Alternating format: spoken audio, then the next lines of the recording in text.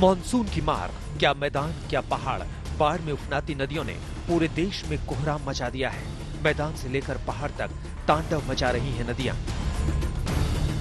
अनंतपुर में नदी का तांडव, सड़क पर आई नदी, लहरों में बह गई कार। ये खौफनाक तस्वीरें आंध्र प्रदेश के अनंतपुर जिले की है। पुल के ऊपर से बह रही नदी में कुछ गाड़ी वालों ने जाने की जुर्रत की। फिर क्या था, नदी को चुनौती देना कार सवार को महंगा पड़ गया। तेज लहरों में कार पहले बीच सड़क से किनारे पर आई, फिर देखते ही देखते नदी में आ गिरी। फिर खौफनाक लहरें कार को दूर तक बहा ले गई। बेल्लारी से कडप्पा जा रहे कार सवारों की किस्मत अच्छी थी कि थोड़ी दूर नदी में बहने के बाद उन्हें गांव वालों ने सुरक्षित निकाल लिया। किशनगंज में कोहराम, कनकई नदी का हाहाकारी रूप, लहरों में फंसी दो जिंदगी। ये तस्वीरें बिहार के किशनगंज की हैं, जहां कनकई नदी उफान पर है। टेढ़ागाछ प्रखंड में 2 लोग उफनाती नदी की लहरों में फंस गए। प्रचंड धारा उन्हें बहा ले गई, लेकिन नदी किनारे लगे बांस ने डूबते को तिनके का सहारा दिया। फिर दोनों को लहरों के बीच से सकुशल निकाल लिया गया। हरदा में हाहाकार, अचानक आया तूफान, लहरों में बह गया इंसान। मध्य प्रदेश के हरदा में उफनती काली मजाक नदी के बीच में एक शख्स फंस गया। वो बीच नदी में पत्थर पर खड़ा था, तभी अचानक पानी उफान पर आ गया। उन्हीं लहरों में एक शख्स ने छलांग लगाने की गलती की। ये तस्वीरें कांगड़ा की हैं, जहां पहाड़ी नदी मांझी में एक बुजुर्ग लहरों के बीच फंस गए। जब वो नदी में पहुंचे थे, पानी बेहद कम था, लेकिन अचानक बारिश हुई और सैलाब आ गया। गनीमत रही कि बुजुर्ग को वक्त रहते बचा लिया गया। आज तक ब्यूरो। देश के कई राज्यों में बाढ़ बारिश से हाहाकार मचा हुआ है, लेकिन पहाड़ों पर भी जमकर तबाही मच रही है। खासकर उत्तराखंड में, जहां पहाड़ खंड खंड होकर टूट रहे हैं और इलाके के लोग दहशत में जीने को मजबूर हैं। आप टीवी स्क्रीन पर 4 तस्वीरों के वो सबूत कैद हुए देख रहे हैं, जो बता रहे हैं कि दरकते पहाड़ कहीं हाईवे को ठप कर रहे हैं, तो कहीं सैकड़ों फीट की सड़क ही गायब होती जा रही है। पिथौरागढ़, बागेश्वर, चमोली और मसूरी में लैंडस्लाइड की वजह से भारी नुकसान हुआ है। पिथौरागढ़ में मुनस्यारी के पास पहाड़ टूटा है, तो मसूरी में भी लैंडस्लाइड में 2 दुकानें दब गई हैं। पहाड़ों में लैंडस्लाइड से दहशत है, तो मैदानी इलाकों में बाढ़ से हाहाकार मचा हुआ है। खासकर बिहार का हाल इस वक्त बेहाल है। यहां 10 से ज्यादा जिलों में नदियां उफान पर हैं और समस्तीपुर, गोपालगंज और छपरा में कई घरों में बाढ़ का पानी घुस चुका है। यूपी में भी बाराबंकी का हाल देखिए। सरयू अपने तटबंध को पूरी तरह से तोड़ने पर आमादा है। 4 अलग अलग तस्वीरें हम आपको दिखा रहे हैं। समस्तीपुर, छपरा, बाराबंकी, गोपालगंज की तस्वीरें। चारों तरफ बस पानी ही पानी, जिसने इंसान को कर दिया है इस प्राकृतिक आपदा के बीच बेबस।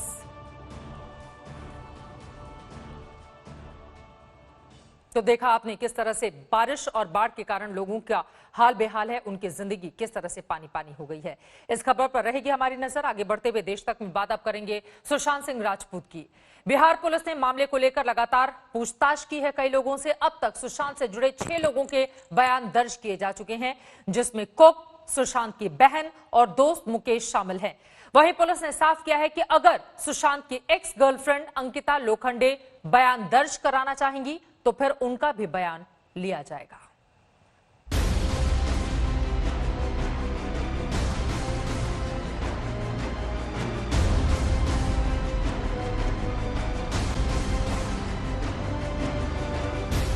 सुशांत सिंह की मौत अपने पीछे कई सवाल छोड़ गई, जिसके जवाब की तलाश फैंस से लेकर पुलिस तक को है।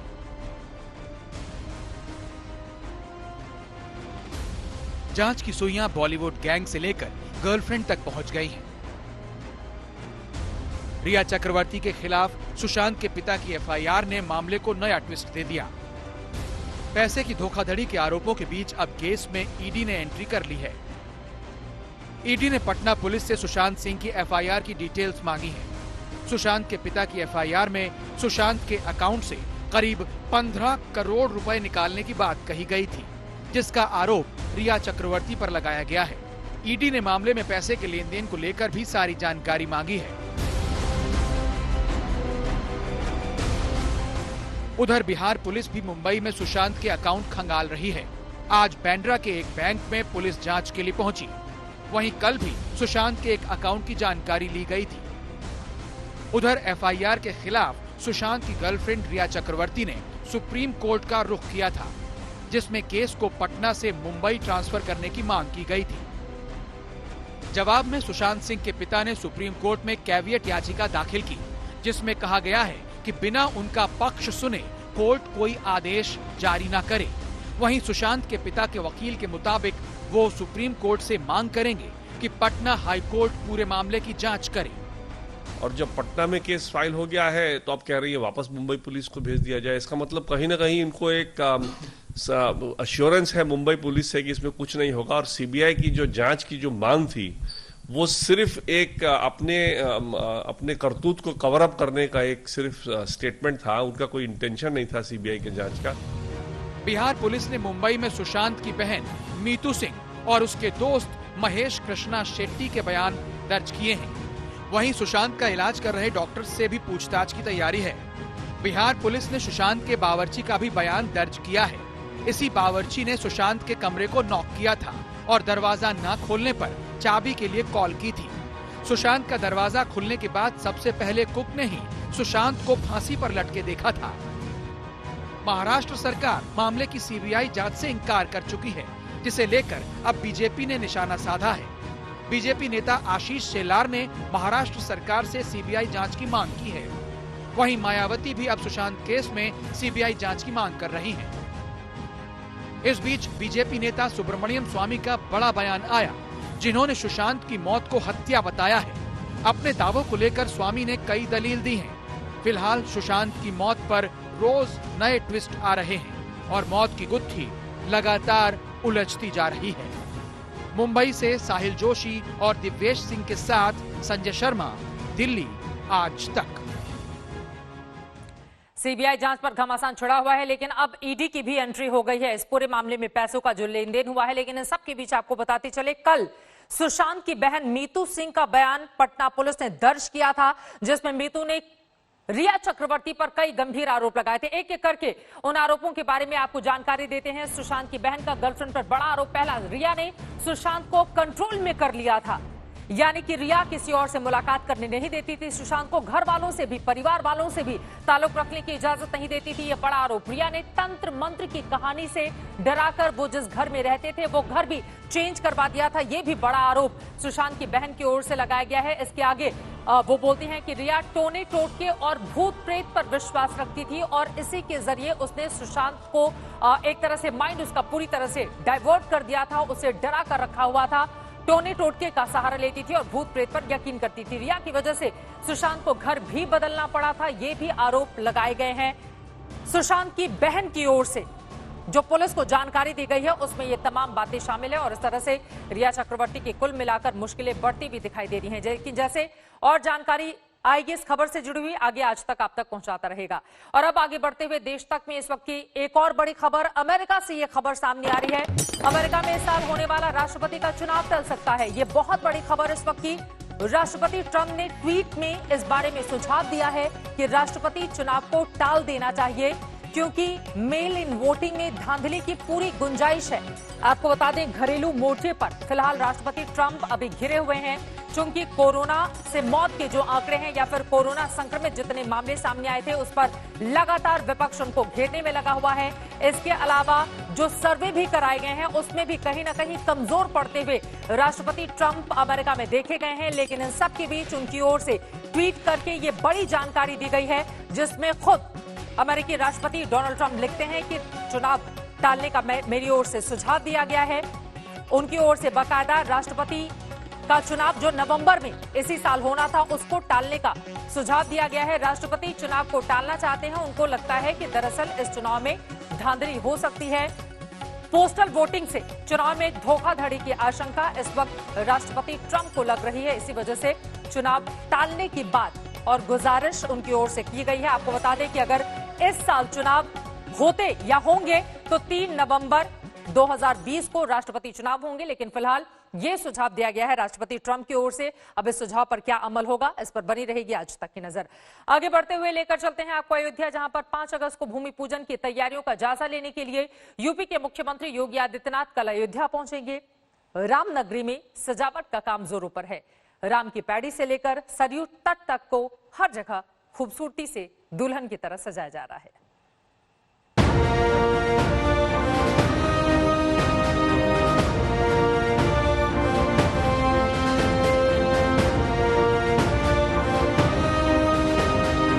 अयोध्या तैयार है।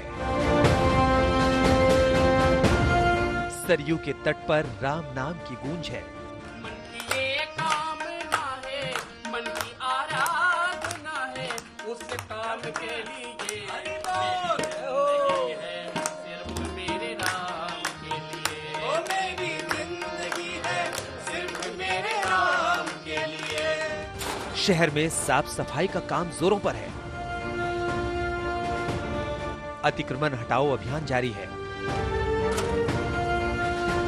5 अगस्त को राम मंदिर का भूमि पूजन होना है। इस ऐतिहासिक लम्हे को दुनिया याद रखे, लिहाजा तैयारियां भी गजब की हो रही हैं। मुख्यमंत्री योगी आदित्यनाथ कल फिर अयोध्या पधारेंगे।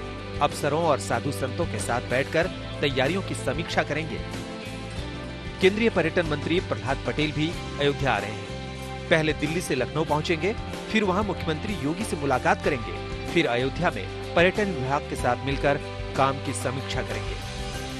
हम आपको दिखा दें, ये राम की पैड़ी है, वो आइकॉनिक जगह, अयोध्या का वो सबसे खूबसूरत जगह जिसे देखने दूर दराज से लोग आते हैं, श्रद्धालु आते हैं। यही वो जगह है जहां पर पिछले कुछ सालों से लगातार दिवाली मनाई जा रही है। इस जगह को नए तरीके से सजाया संवारा जा रहा है और 3 तारीख से लेकर 5 तारीख तक लगातार दीप प्रज्वलन होगा। अयोध्या में सरयू नदी के किनारे लंबे लंबे घाट बनाए जा रहे हैं। उनमें लोहे के खंभों के साथ साथ जंजीरें भी बांधी जा रही हैं, ताकि नदी में स्नान ध्यान करने वालों को कोई दिक्कत ना हो। अयोध्या में सालों से अतिक्रमण होता रहा है। अब जब रामलला भव्य रूप में विराजने वाले हैं, तो अतिक्रमण भी हटाने का काम जोरों पर है। चाहे वो सौंदर्यीकरण हो या फिर दूसरे निर्माण कार्य की बात हो, इसके साथ ही साथ जो अतिक्रमण है पूरे शहर में, उसको हटाने का भी काम हो रहा है। आप देख सकते हैं राम मंदिर की तरफ जाने वाला रास्ता है, जहां पर संभावित तरीके से यहाँ पर जब भूमि पूजन होगा तो प्रधानमंत्री नरेंद्र मोदी यहाँ से गुजर सकते हैं। इसके चलते जितनी भी जगहों पर इंक्रोचमेंट किया गया है, वहाँ सब तोड़फोड़ की कार्रवाई की जा रही है। 5 तारीख को भूमि पूजन है। इस दौरान करीब 200 वीवीआईपी गेस्ट वहां मौजूद होंगे। इसके अलावा दुनिया भर में बैठे राम भक्त इसके लाइव दर्शन करेंगे। न्यूयॉर्क के टाइम्स स्क्वायर पर भी बड़ी स्क्रीन पर राम मंदिर की 3D तस्वीरें दिखाई जाएंगी। अयोध्या से कुमार अभिषेक के साथ शिवेंद्र श्रीवास्तव, आज तक।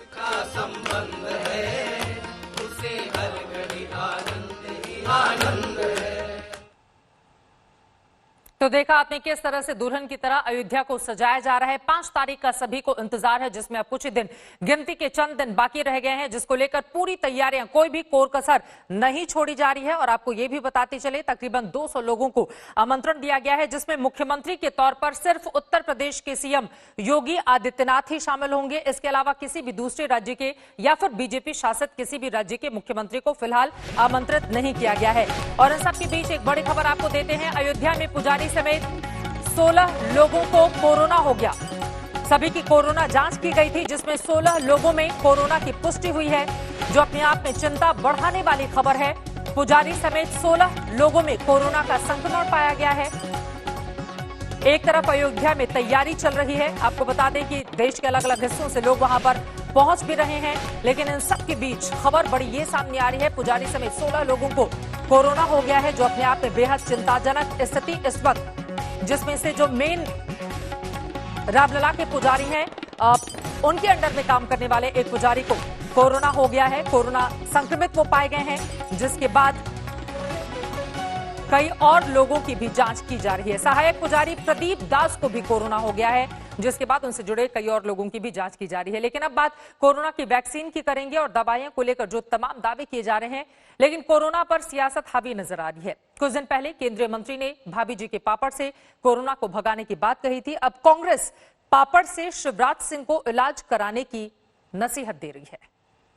कच्चा पापड़ पक्का पापड़, कच्चा पापड़ पक्का पापड़, कच्चा पापड़ पक्का पापड़, कच्चा पापड़ पक्का पापड़, कच्चा पापड़ पक्का पापड़, कच्चा पापड़ पक्का पापड़, कच्चा पापड़ पक्का पापड़। पापड़ कच्चा हो या पक्का, लेकिन अगर कोरोना को भगाना है तो वो होना भाभी जी का ही चाहिए। भाभी जी के पापड़ों ने हिंदुस्तान की सियासत को चटपटा बना दिया। जिस पापड़ से कोरोना के इलाज का दावा केंद्रीय मंत्री अर्जुन मेघवाल ने किया था, वो भाभी जी के पापड़ कोरोना से जंग लड़ रहे मध्य प्रदेश के मुख्यमंत्री शिवराज सिंह के लिए भेजे गए हैं। मंदसौर में ब्लॉक कांग्रेस के लोगों ने स्पीड पोस्ट के जरिए मामा शिवराज को ये पापड़ भेजे हैं ताकि वो जल्दी ठीक हो जाएं। पापड़ का बोला है कि पापड़ खाने से जो है, भाभी जी के पापड़ खाने से कोरोना जल्दी समाप्त हो जाता है। तो आज उसी को लेकर के ब्लॉक कांग्रेस कमेटी मल्हारगढ़ ने मामा जी को यहाँ से पापड़ स्पीड पोस्ट से भेजे हैं कि वो एक सुबह एक शाम को खाएं और चिरायु अस्पताल से डिस्चार्ज हो जाएं।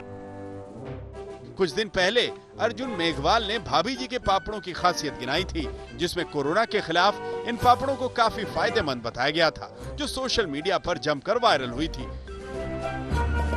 पापड़ निर्माता ने एक ऐसा ब्रांड निकाला है जिससे कोरोना वायरस से लड़ने के लिए जो एंटीबॉडी डेवलप होने के लिए जो साधन है, खाने के माध्यम से बॉडी में जाएंगे और कोरोना वायरस की लड़ाई में ये पापड़ मददगार साबित होगा। शिवराज सिंह चौहान इन दिनों कोरोना से संक्रमित हैं। वहीं बीजेपी के कई नेता और मंत्री इसकी चपेट में हैं।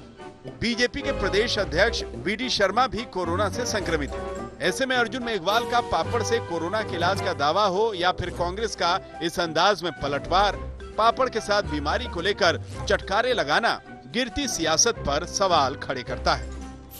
मंदसौर से आकाश चौहान के साथ भोपाल से रवीश पाल सिंह, आज तक।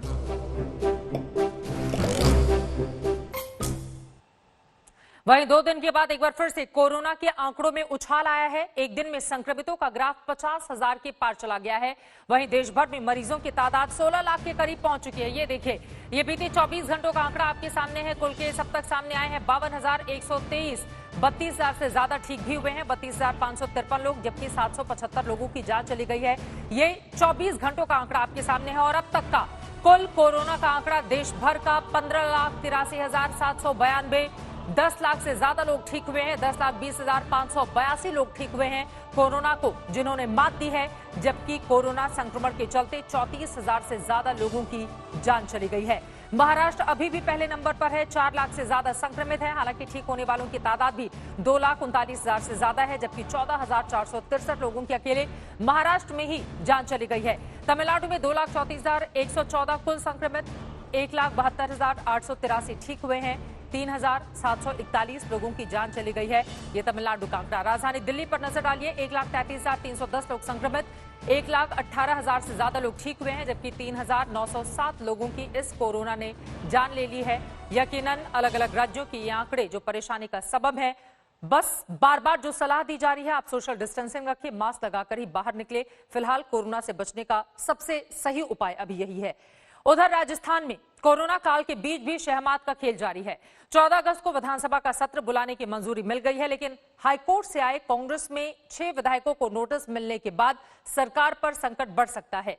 इन सब के बीच मुख्यमंत्री अशोक गहलोत ने कहा है कि मंत्री और विधायक अभी होटल से कामकाज करेंगे।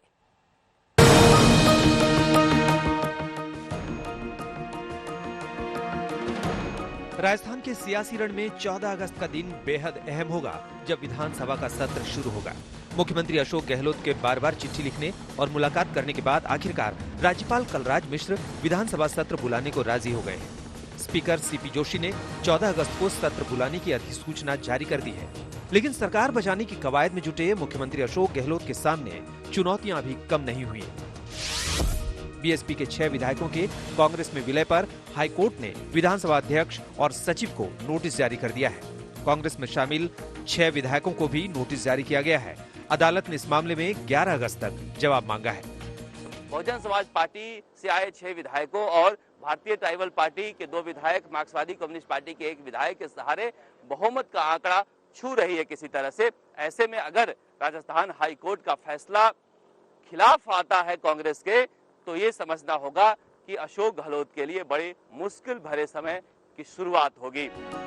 उधर राजस्थान के स्पीकर सीपी जोशी और मुख्यमंत्री के बेटे वैभव गहलोत के बीच बातचीत के ऑडियो ने पार्टी का संकट उजागर कर दिया है।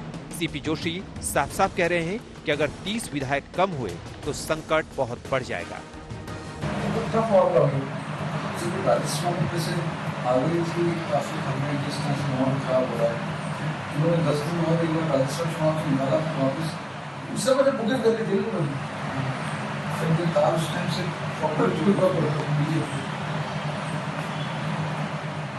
तीस आदमी पीछे जाते तो आप कुछ नहीं करते, करते सरकार बैक तो अपने सामने अपने साथ उन्होंने कॉन्टेक्ट यूज करके करवा लिया, बाकी किसी के पास करवा। इस बीच बीजेपी ने पलटवार करने में देर नहीं की और स्पीकर से पद छोड़ने की मांग कर डाली। स्पीकर सामान्य तौर पर एक निरपेक्ष और जज की भूमिका में होता है और वहाँ फ्लोर पे तो भगवान की भूमिका में है। जब भगवान पर प्रश्न खड़ा हो जाए तो मुझे लगता है कि उनको एक आदर्श प्रस्तुत करना चाहिए, खुद को उनको तुरंत इस्तीफा देना चाहिए। तमाम उठापटक के बीच कांग्रेस के मंत्री और विधायक फेयरमाउंट होटल में डटे हुए हैं, जहां सुबह 11 बजे कांग्रेस विधायक दल की बैठक हुई। मुख्यमंत्री अशोक गहलोत ने सभी से कहा है कि रक्षाबंधन और जन्माष्टमी का त्योहार भी यहीं होटल पर मनाएं। शरद कुमार, जयपुर, आज तक।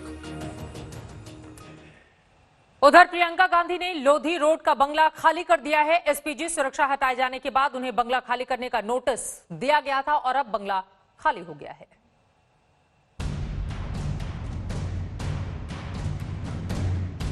कांग्रेस की महासचिव प्रियंका गांधी ने लुटियंस दिल्ली का सरकारी बंगला खाली कर दिया है। उन्होंने 35 लोधी रोड के बंगले की चाबियां सीपीडब्ल्यूडी को सौंप दी हैं।